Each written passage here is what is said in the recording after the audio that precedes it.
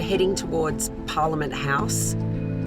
So I'm going to be a Knight of the Order of the Agricultural Medal of France.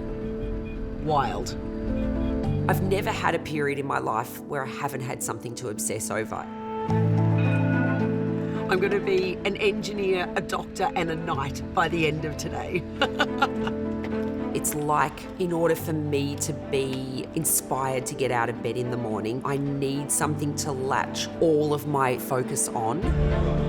Kate Reid's story is the dream story. From F1 to pastry, it's radical. This is people who excel in patisserie. This is people with aerospace expertise. This is Kate Reid. You did not just replicate the croissant, you redefined the croissant. The croissant was invented in Vienna, celebrated in France, but it might be fair to say that it was perfected in Melbourne by Kate Reid. This is the best achievement for a non-French people and being better than some French.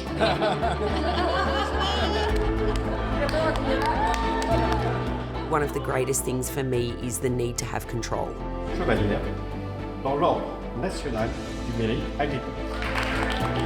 There are many examples in my life of me reaching for things healthy or unhealthy to gain an aspect of control. And I think that'll probably be my entire life's biggest challenge.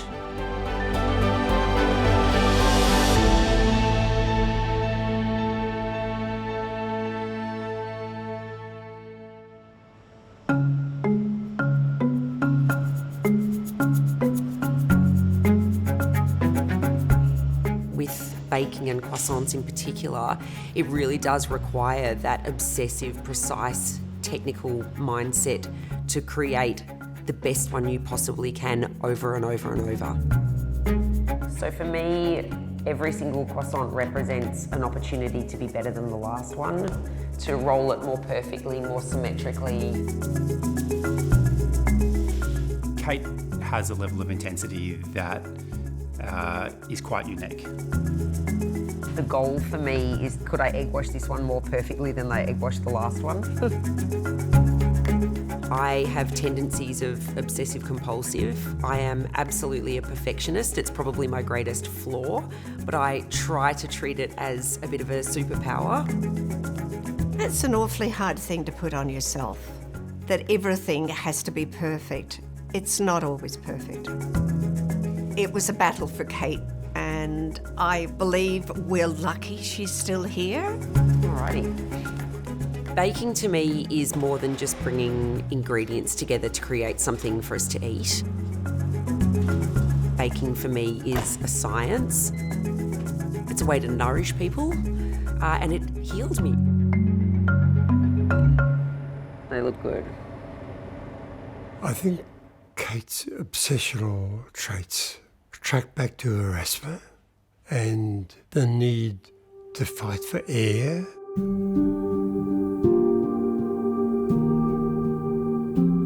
When I was growing up, very early on in life, I think 18 months old, I was diagnosed with chronic asthma. We had 13 admissions where she was kept in the hospital.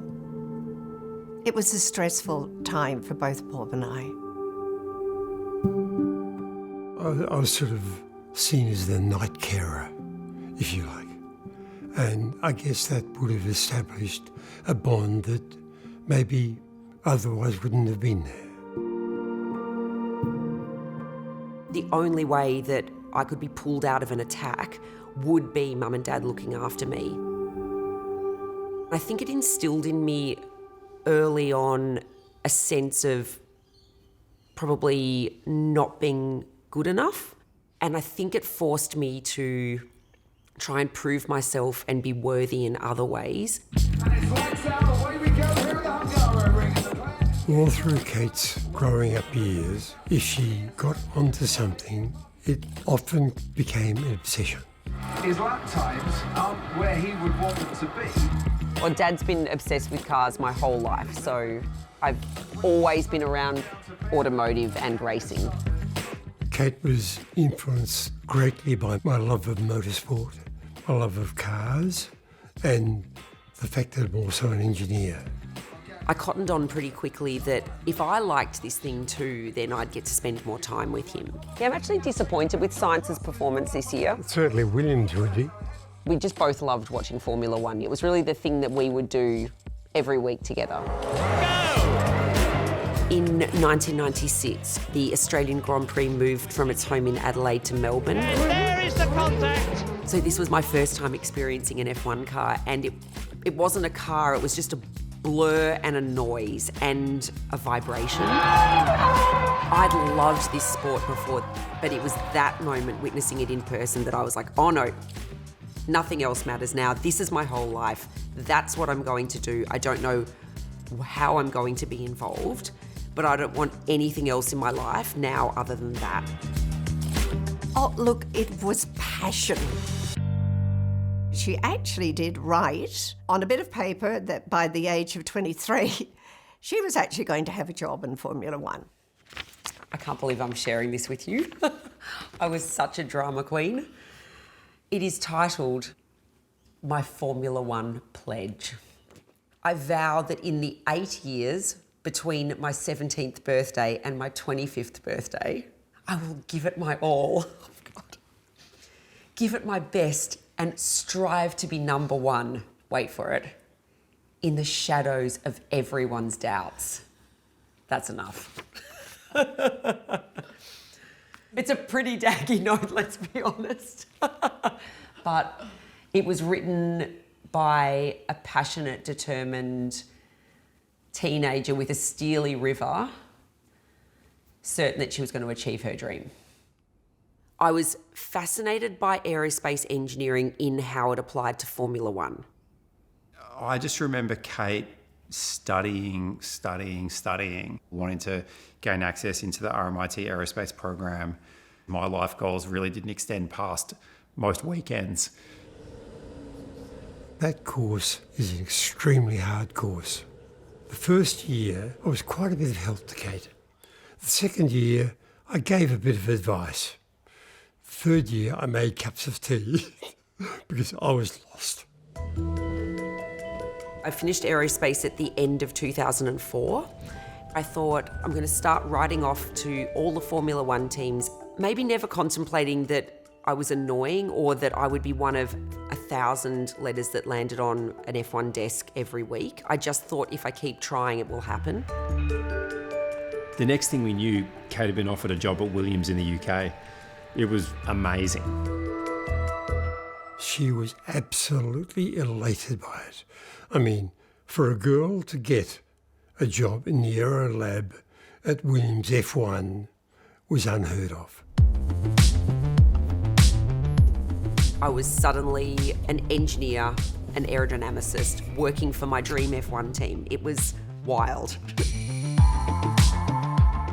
I imagined it would be an incredibly collaborative environment, but the best way I can describe it is it was incredibly static. I was simply just a monkey put in front of a computer to design parts that I had no input or influence in. I was the only female working in a technical role in a company of 500 people. They hadn't even considered the need for a female toilet. Those sort of things, I think, gradually built into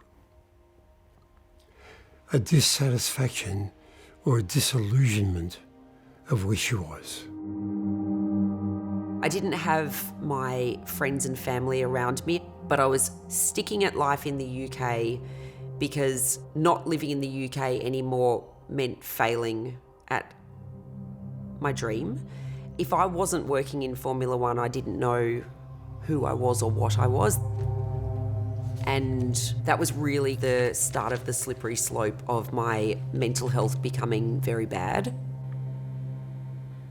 With Kate's craving for a purpose, not actually having one, I think was really, really challenging for her. At some point in time, subconsciously, I started to make choices where I could pull aspects of control back into my life. I joined a local gym. I would record exactly what I'd eaten. So I'd weighed it and I'd calculated the calories, and I'd record how much exercise I'd done. And then I would also weigh myself every morning and I'd record my weight. And I could latch onto it and I could control it. And I was getting really good results. Giving an engineer numbers and facts to focus on is like, that's what we live for. When she came back one of the Christmases, it was obvious her well-being was not good. And when I questioned her, she was very quick to say, but I'm eating well, I'm actually exercising, I'm healthy. But there was an obvious drop in weight. It was none of their business. And I was kind of relieved to go back to the UK, even though the job that I was in wasn't really giving me any deep fulfillment or stimulation. I was just happy to get back to the control and the safety of my routine back there. We actually could see she was spiralling out of control. I think we knew what was coming, but she wasn't prepared to let it go. If I wasn't this groundbreaking female engineer working in Formula One, then maybe it didn't matter if I didn't exist anymore. I wasn't just going to keep losing weight and keep existing. I was going to keep losing weight and die. We had a call one night and she was clearly not doing well and totally beside herself. And that's hard. Dad said to me,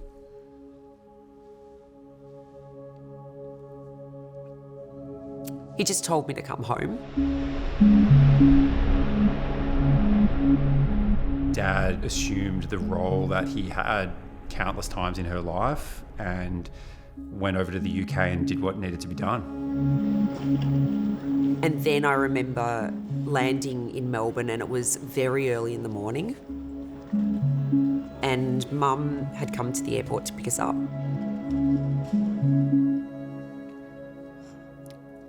It was terrible.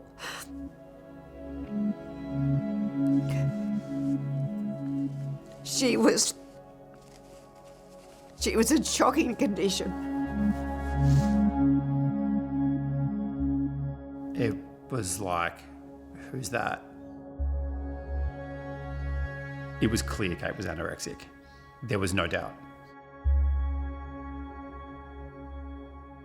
We were told that had we not gone to get her, we might not have had a daughter to bring back.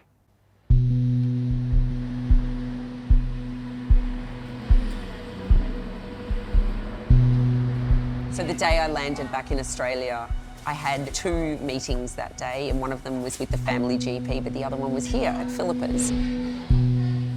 I'd started to form this seed of an idea that when I returned to Australia, maybe I'd pursue a career in baking. It was a way for me to vicariously be around food and ingredients without eating it. Like, essentially working at Philippa's was a 9-hour staring competition with temptation. If I could get through an entire day and resist the temptation to try even a morsel of food, that was a success for me. It's the most logical thing and the most difficult thing to understand all at once. Like, all I could think about all day was food because I was starving. I do remember one day we had brownies out on the counter as a taster, and I, in that moment, just couldn't resist it. And I tasted a little bit, and I got home that night and had almost a full-blown panic attack. Yeah, inconsolable. It wasn't until I really started to build a medical team around me that the enormity of the situation we were in really came to light. What do you want to do? Do you want to do the butter, or do you want to sieve the flour and sugar? You just go for it and I'll... No, we're baking together. We had to find a new GP, and then there had to be a psychologist, a dietitian. We ended up with a psychiatrist. All right. We only later became aware of the fact that the eating disorder is not the cause, it's a symptom. People think they only need to eat. That's not the problem. That's actually, got nothing to do with it. You seemed to understand that it was more than a problem with the eating, and you just gave me the space to figure it out for myself, and you were just there and supporting me. When Kate came back, she took over the kitchen. She actually had my mixer going all the time baking, and she loved to make sure that I was going to eat it. Well, I was the head chef in the kitchen for a few years there, but probably not for the best reasons, because I had to be in control of what we were eating, didn't I? You did. I think you thought baking kept your dad and I happy. I actually find it hard because I didn't want to keep eating all this cake. Actually, she wore my mixer out. In the end, we had to buy a new one. I would come home from work and I would eat the minuscule meal that I would insist on preparing. Mum wasn't allowed to cook. I just became so insular and selfish. The anorexia was filling that space of my brain that required purpose and control and obsession and focus. And I got a lot worse before I got better. Anorexic Kate was a ticking time bomb. Mum and Dad were terrified of the fallout of upsetting her. Kate was trapped in this anorexic prison, and Mum and Dad were trapped in there with her.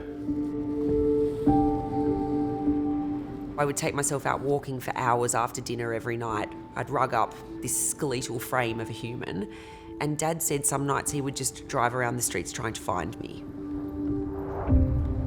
When you know your kid is sick and you can't fix it, it's really hard. I think all we could do, all we could ever do, was be here. I've got to be honest, I was a bit of a prick, right? I was not going to treat Kate like an anorexic. I'm not going to treat Kate like she's sick. I'm going to treat Kate like she's my sister. And I actually think really that helped us a lot. I was also trying to figure out a new purpose. And until I found that new purpose, the eating disorder was going to occupy all of that space. My name's Kate Reid, and I'm here to change my life. So why food? Why MasterChef? I didn't really like Formula One. Kind of heartbreaking. It's 15 years of study and work, and you think, actually, this isn't really what makes me tick. When I watch it, I see someone that was desperately trying to find the thing that was going to pull her out of the eating disorder. Come on, boys. I think you kind of got what it might take. Honestly, if that fish was perfectly cooked, it would be a yes. It wasn't the right time for Kate. She wasn't in a good place to do that. Thank you very much. Thank you. That's talent walking out the door there. I can take myself back to that moment and remember how desperately I just needed something to define me again. I was slowly gaining confidence in my baking, and the further that I pushed my baking education and knowledge, the more and more satisfaction I got from it. And then I discovered French pastry. To do it well, it requires precision, control. All of those things that required engineering are also applicable to pastry. I was well into my French pastry obsession, and I'd read about this particular book online about Paris patisseries and boulangeries. Well, this book is incredibly important to me. It really changed the course of my life. For some reason, she opened up this book on a page, and she was so taken with the pastry she was looking at. It was taken at a boulangerie in the 10th arrondissement in Paris, and it was the most hypnotising thing I'd ever seen. A stack of pain au chocolat, which represents decadence, but It also, to me, looked a little bit like aerofoil sections. Maybe an aerodynamicist's brain sees that. I was so inspired by it that I closed the book, walked up to Camberwell, and I bought myself a ticket to Paris.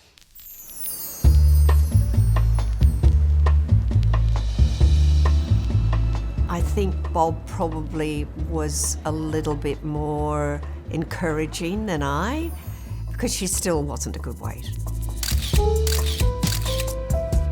They couldn't stop me. I wasn't a 14-year-old. I was a 27, 28-year-old with a stubborn mind and that steely river of determination.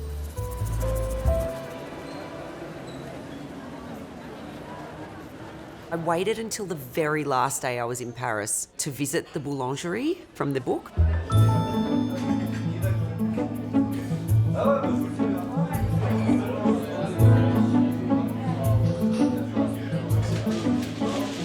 Next thing you know, in a classic Kate Reid moment, she's visiting the best boulangerie in Paris and then wangles her way into a work placement there, just like that. I think the word's chutzpah, isn't it? Or gumption. This guy must have got hundreds of applicants a week from people who are probably twice as qualified, could speak the language. What is it that made him say yes to Kate? So specifically, the croissant to me is the Formula One of the pastry world. It's incredibly technical, it's difficult to make well, and I guess it's where I found the intersection of baking, art, science and engineering. That 4 weeks in Paris was an important part in my recovery because I wasn't thinking or worrying about what I was or wasn't eating or how I was or wasn't going to burn it off. I was eating because I was hungry again. When Kate got back from her stage at Japan, she was croissant focused. It was on. And it just became apparent that no one was making croissants in Melbourne anything like what I'd experienced in Paris. I only wanted to make something that was excellent, so I decided it was best to just focus on making the one product that I had knowledge in. Kate then said to me, hey, I really want to create a business around the croissant. And I have to be honest, I thought it was a bit of a crazy idea. Almost everyone's reaction was, well, you can't just start a business that makes croissants, no one will come to that. So I found a site and signed the lease, created a business, did all the things, and then had my first day where I decided I was going to start recipe testing. Okay, so this is test number 3. What she learnt in Paris barely got her past making the dough. So the rest was up to her. And so I embarked on 3.5 months every day of recipe testing. I had spreadsheets, I'd record photos and data, and it really was like I was starting to treat the croissant like a Formula One car. It was classic me, it was all-consuming. Well, it's a fairly tortuous path. I would eat the bad ones. When she actually perfected the croissant, that put the biggest smile on her face. She knew she'd got it. In working it out for herself, she came up with something new. So I'd been operating Lune for about 18 months in this micro bakery wholesale model. But it was when Cam came on board and we opened the shop to the public, it really took off then. I thought I was going to just help Kate for a few months, but pretty quickly we realised that it was going to require full-time commitment from both of us for a long time. There was just this commotion going around Melbourne of like, have you tried a Lune croissant? Have you tried a Lune croissant? We had people arriving from like 2 o'clock in the morning, and by 6:30 there was 120 people lined up around the block, and it was the dead of winter. Some guys would be there at 4:30 in a chair. I mean, I wouldn't do that, would you? It was Kate's baby. I mean, I'd never worked in a business before. Dictatorship? Sorry. It was a very slow process for me to start making the product. Kate was very focused on controlling the product. I basically didn't let anyone touch the raw pastry. I wasn't allowed to touch it. I'm not afraid to upset Kate. I'm probably the only one who's not. You can't walk on eggshells around a business partner. You have to be able to communicate openly. I trusted you. But also, we could just both be ourselves. And if one of us was rubbing the other one the wrong way... We just scream about it. Yeah. I believe Kate's journey out of anorexia occurred primarily because of Lune and the requirements of the anorexic voice inside Kate's head just didn't get any airtime. It was like the mental real estate was fully consumed by Lune and pushing it forward and making sure that we did everything we needed to every day to open the doors. And then Oliver Strand from the New York Times ate one plain croissant, and suddenly the New York Times is questioning that maybe the best croissant in the world is made in Australia at Lune, and we're getting wild global attention for our croissants. Things were already busy, and then that article happened and the crazy line became something else. There is no such thing as the best croissant in the world, and honestly, it wouldn't have mattered if that article had have come out or not. If I'm going to do something, it has to be the best it can possibly be. The healing process from an eating disorder is very slow. You have to find things in your life that become more important than eating and exercise. I'm so proud of Kate for overcoming the anorexia. She navigated her way out. I can't imagine how challenging that would have been, having to fight yourself. I've gotten back to a healthy weight and a relationship with food that allows me to live a rich and fulfilling life. But it is like an addiction. It's something that you have to monitor. So it's management of rather than full healing and recovery. She will always have that shadow, but it's what you do with it. Cheers, Mama. Happy birthday. It definitely flares in times of stress, but I'm able to catch the early signs and recognise them and act on them. Of all the mental health illnesses, anorexia has the highest mortality rate, and I feel very lucky that I dodged that. With all that's happened to her, she survived.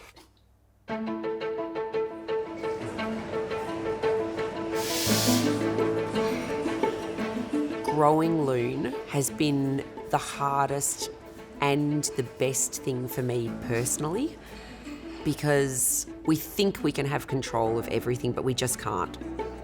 And learning to accept that is probably the hardest lesson I've ever had to learn. That was a really hard step for Kate to let go of, being such a control freak or a perfectionist, as most creative geniuses are. It is okay to let go. 25-year-old Kate would have been terrified by that and lent into negative habits like the eating disorder. But 43-year-old Kate is actually really excited about a semi-unknown future. I think success means something different to me than it used to. Maybe the best thing is I just don't know exactly what the future holds, and I'm okay with that.